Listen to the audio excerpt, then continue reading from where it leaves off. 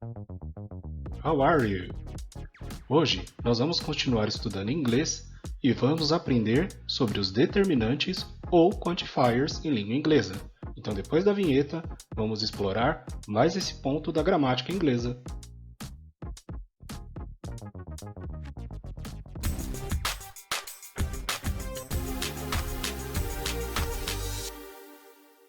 Os quantifiers, ou determinantes, são expressões em inglês que são usadas para fornecer informações sobre a quantidade das coisas.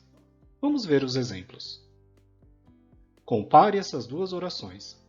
Some people prefer classical music. Na segunda, many people prefer classical music.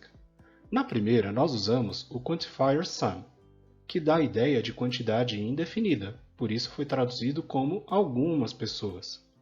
Já na segunda frase, traduzimos many people como muitas pessoas, então o quantifier many dá a ideia de grande quantidade. Vamos começar com os quantifiers no e no one. No e no one são quantifiers usados com verbos na forma afirmativa e eles acrescentam sentido negativo às frases. Vamos ver alguns casos. I have no idea where my glasses are. Veja que o verbo to have está na afirmativa. I have. E o know acompanhou o substantivo idea, no idea. Por isso que a tradução ficou não tenho ideia. There are no cars in the parking lot. Veja que there are está na afirmativa. No cars, o no acrescenta um sentido negativo à frase e acompanha o substantivo cars. Por isso que a tradução ficou assim, não há carros. Time, I have no one. No one of my friends can speak Japanese. Veja que o verbo can speak está na afirmativa. Porém, no one of my friends, nenhum dos meus amigos. Portanto, no one acrescentou o sentido negativo à frase, dando a ideia de quantidade nula, nenhum dos meus amigos. Agora vamos conhecer os quantifiers few e little, que são expressões que indicam pouca quantidade de algo. A diferença entre few e little é que few é usado com substantivos contáveis no plural, como nos seguintes casos. Few people know my homeland, ou seja, poucas pessoas. Perceba que people é um substantivo contável, one person, two people, three people, etc. E few está dando a ideia de pouca quantidade, few people, poucas pessoas. The letter came a few days ago. Ou seja, a few days significa que há poucos dias atrás a carta chegou. Dias é contável e está no plural. Como eu quero dar uma ideia de poucos dias, usei o quantifier few, aqui acompanhado do artigo a few days ago.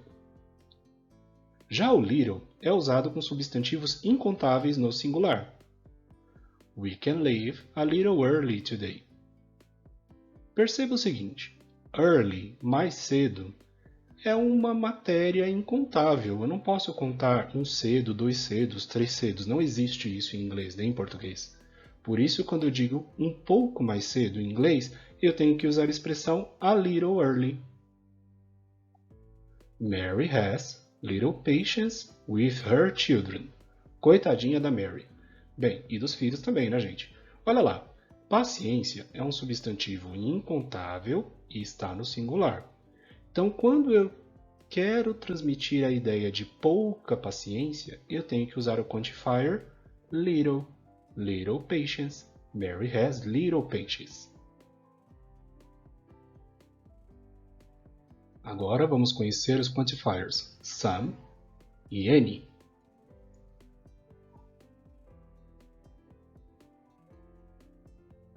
Some e any são quantifiers que denotam quantidades indefinidas. Então, quando eu não preciso me importar se estou falando de pouca coisa ou muita coisa, eu uso some ou any.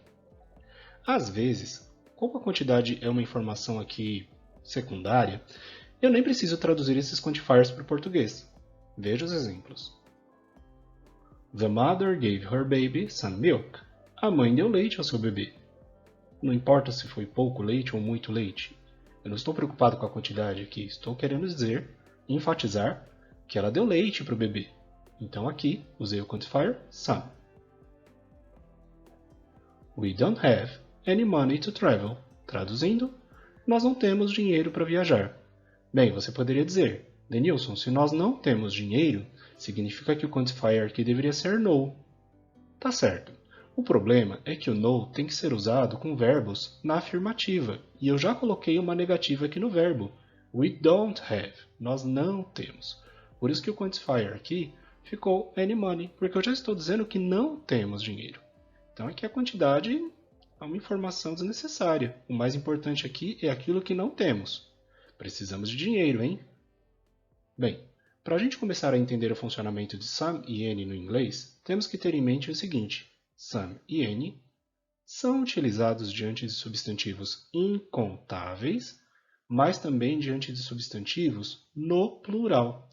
Nunca substantivos contáveis no singular, porque para esses nós vamos usar a ou an, conforme aprendemos no vídeo de artigos. Você se lembra disso? Se não, volta lá no vídeo de artigos e retome essa matéria, ok? Vamos prosseguir falando agora mais um pouquinho sobre some e any. Para ficar mais clara a diferença entre some e any. Some é um quantifier de quantidade indefinida empregado em orações afirmativas. Olha lá. I need some ingredients to make a cake. Perceba que o verbo I need está na afirmativa. Eu preciso de ingredientes para fazer um bolo. I bought some cheese and wine. Bem romântico, hein? Então, olha lá. I bought, eu comprei. O verbo está na afirmativa. A quantidade de queijo e vinho aqui é uma informação desnecessária. Por isso que eu usei o quantifier some. Mas eu usei some porque o verbo está na afirmativa. Já nas orações negativas e interrogativas, nós vamos utilizar any. You don't have any chance. Então, olha lá. You don't have, você não tem, any chance. Chance nenhuma, ou chance alguma. Tanto faz. Are there any books here? Há livros por aqui? Nossa, a pessoa está ávida por leitura. Bem, perceba que em ambos os casos, any foi utilizado ou na negativa, no primeiro caso, ou na interrogativa.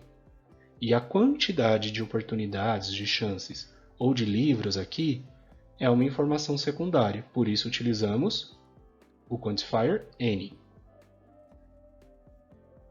Bem, você vai encontrar some e any em frases tanto afirmativas quanto interrogativas. Mas, Denilson, você acabou de dizer que some é nas afirmativas e any é só nas negativas e interrogativas. Pois é. Porém, o some pode ser utilizado em perguntas, sim, desde que sejam perguntas em que a gente esteja oferecendo algo para alguém, ou quando a gente espera que a resposta da pessoa seja sim, ou seja, perguntas educadas, perguntas polidas. Vamos ver dois exemplos. Would you like some coffee? Você gostaria de um pouco de café, ou você gostaria de café?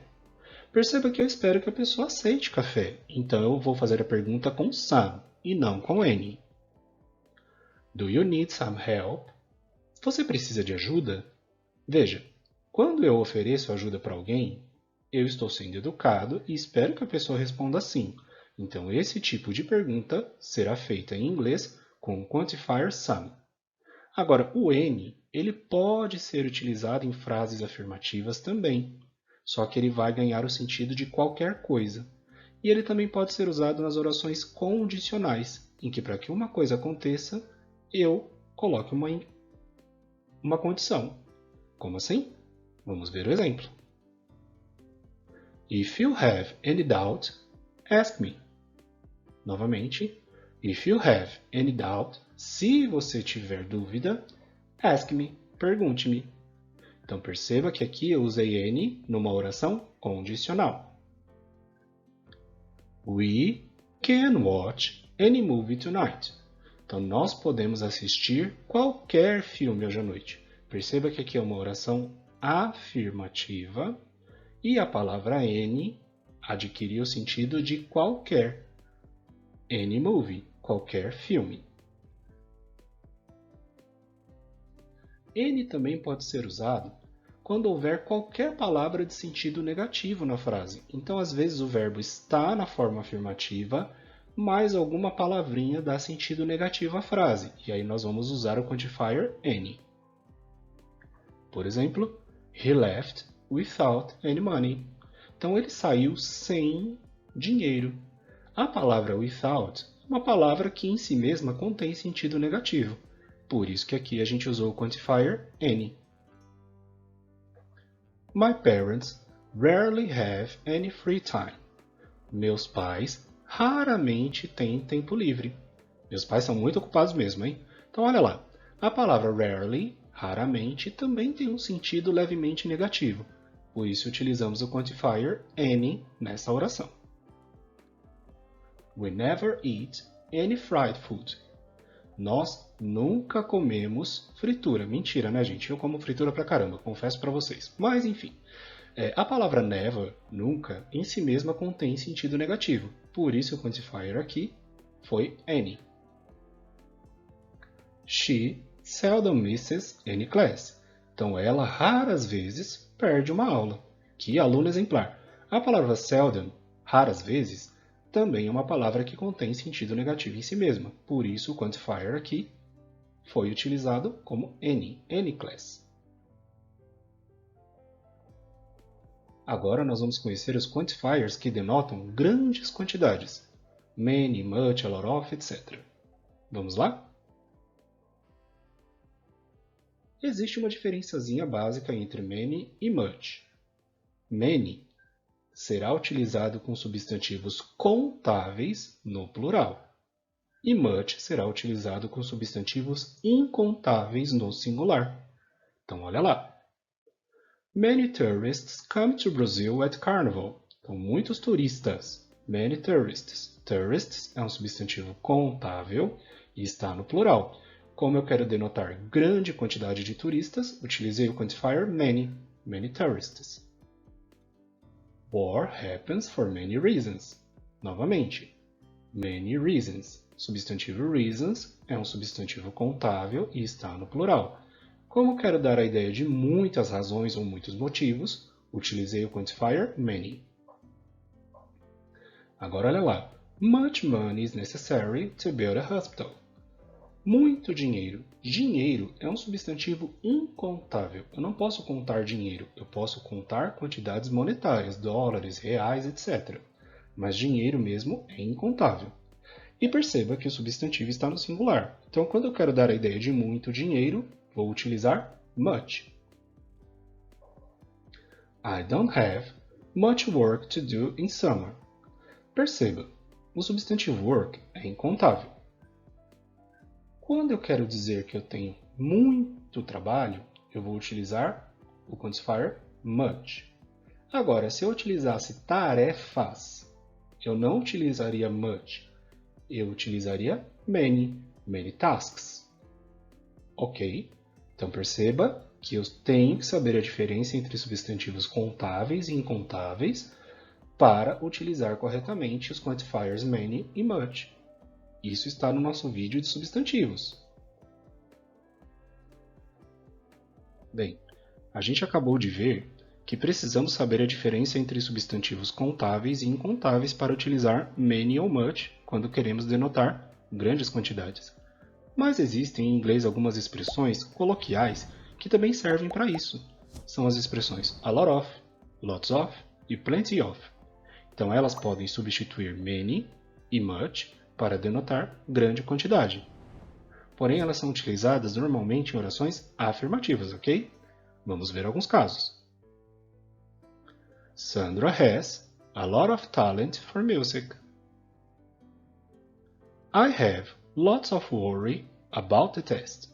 Perceba que em ambos os casos, talent e worry são substantivos incontáveis. Eu deveria ter usado much, mas, como eu quero usar aqui uma expressão mais coloquial, eu usei a lot of ou lots of. He lost plenty of opportunities. Aqui eu estou dizendo que ele perdeu muitas oportunidades. Caramba! Então olha lá. Opportunities é um substantivo contável que está no plural. Eu poderia ter usado many. He lost many opportunities. Mas, por uma razão aqui de querer usar uma expressão coloquial, eu substituí por plenty of. Então essas três expressões, a lot of, lots of e plenty of, podem substituir tanto many quanto much e denotam também grande quantidade.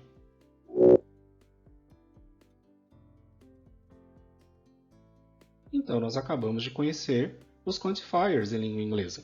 Vamos agora fazer uma tabelinha de quantifiers. Os primeiros quantifiers que conhecemos hoje denotam quantidade inexistente, no e no one. Depois, conhecemos os quantifiers que denotam pouca quantidade, few ou a few, little ou a little. Em seguida, nós partimos para os quantifiers que denotam quantidades indeterminadas, some e any.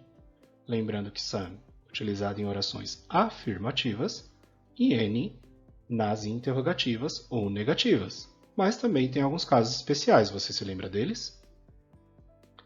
E por fim, nós vimos os quantifiers que denotam grande quantidade, much, many, a lot of, lots of, plenty of. Lembrando que much é usado com substantivos incontáveis, many com substantivos contáveis, e as três expressões a lot of, lots of e plenty of podem ser usadas para substituir tanto much quanto many. Temos aí então a Table of Quantifiers.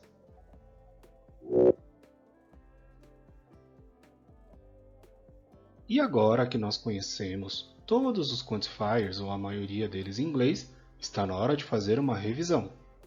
Hoje nós conhecemos os quantifiers, ou determinantes, que são expressões usadas em inglês para fornecer informações sobre quantidade. Nós vimos que existem quantifiers para nenhuma quantidade, para pouca quantidade, para quantidade incerta ou ainda para grande quantidade. E nós percebemos que é necessário saber a diferença entre substantivos contáveis e incontáveis em inglês para utilizar corretamente essas expressões. Portanto, se você ainda tiver alguma dúvida, manda sua pergunta no comentário, dá uma assistida no nosso primeiro vídeo da série de inglês, onde eu tratei dos substantivos contáveis e incontáveis. E não se esqueça, estamos aqui para apoiar os seus estudos, ok? No nosso próximo vídeo, nós vamos começar a estudar o famigerado verbo to be. Então, prepare-se para que a nossa viagem na língua inglesa comece agora a tomar um tom mais complexo, porém divertido, porque nós vamos continuar aprendendo com tranquilidade um pouquinho mais da gramática inglesa. Então, bons estudos, até o próximo vídeo e grande sucesso para você!